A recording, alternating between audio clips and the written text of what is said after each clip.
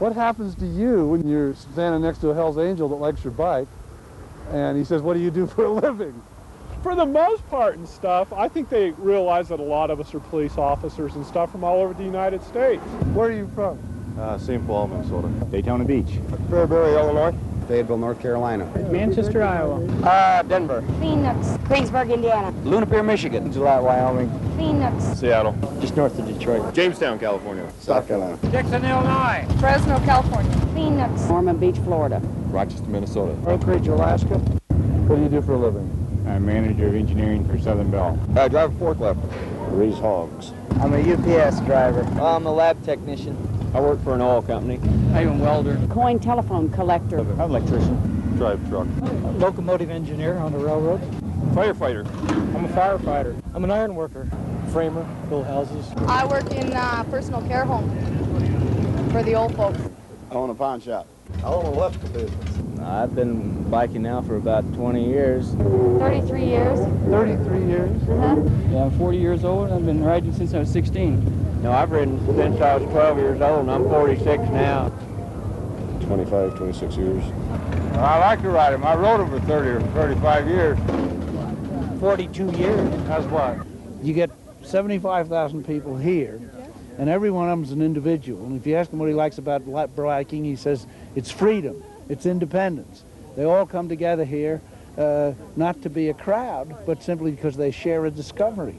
And I think that the hostility to bikes and the concern and the fear comes from people who had the same feelings I had until I was 48. Gee, that's dangerous. Gee, that's crazy. And once you try it, you discover it's neither crazy nor dangerous. No, I just ride on the back of one. My husband's at home. Well, when I went to Jesus, he got a hold of me through motorcycling, and his message to me was just to use my motorcycle and the love that he restored in my heart and share it with the bikers.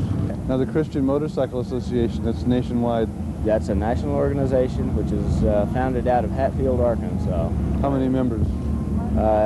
At the last count that I know of, I think we were close to about 25,000 in membership.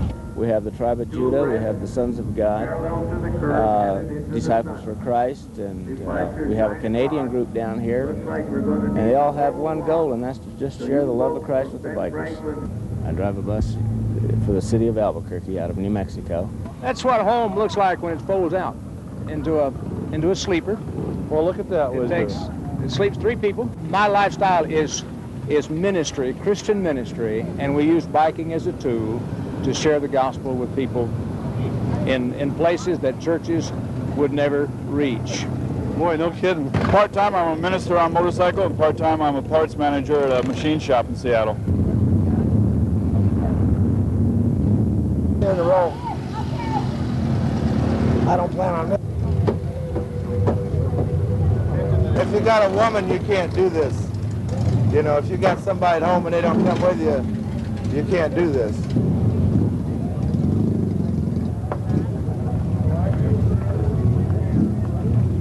I rode 1,200 miles in the fucking rain. What? In the fucking rain. I wouldn't put it any other way. It was fucking after about 400 miles. How long have you been riding? About a year. So that was my first bike. It's something new and hot to you. Yeah. I got on the back of one, and 5 minutes later I wanted to buy one. So you're Big Daddy Rat, the big cheese in Daytona, right? I guess so. How long have you been around the biking world? What, 1954? Yeah, a long time. Did you see the Wild One? You got me on that. You know, the Brando movie? Oh, yeah. Yeah, Brando, of course. I probably was in the cast. Do you feel like that's what biking was like then? No, I don't know. I think biking in the old days was more clubs and things like that. Today, I think it's advanced to, like they say in America, there'll be a chicken in every pot. There'll be a second car in every garage. Now there's a second car and a bike. Bikers are not what they say they are. They're not the stereotype. I mean, if you would look through my list of the people that enter, they're NASA, Scarrett's Motor Sales, who sells Royal Royce. I mean, you'd be surprised. I mean, unbelievable, the people. Keep her and forsake all others. Keep you to yourself so long as you both shall live. Yes, I did. Will you have this man to be your wedded husband, to love him, comfort him, honor and keep him, and forsake all others? Keep you only to yourself so long as you both shall live.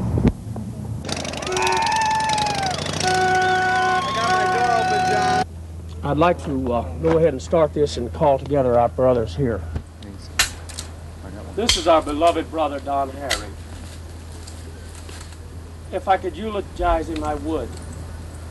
But that would be a lot lengthier than he might care for. So I'll just simply give you something that he taught me. There are 4 cardinal sins: lying, cheating, stealing, and drinking. If you must lie, Don Harry said, lie in the arms of a beautiful woman. And if you must cheat, cheat not from your friends. If you must steal, steal away from temptation. And lastly, if you must drink, drink with me, my friends. Okay. Don Harry, my beloved brother, will remember you forever.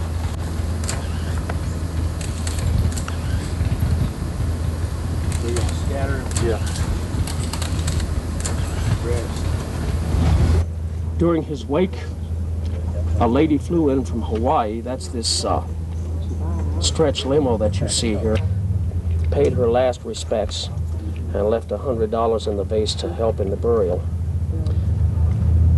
And flew back to Hawaii. Indian tribes, cowboys, Vikings. There are people like us throughout history. You didn't say pirates. Pirates, of course, pirates. Individuals that stood outside the rank and file.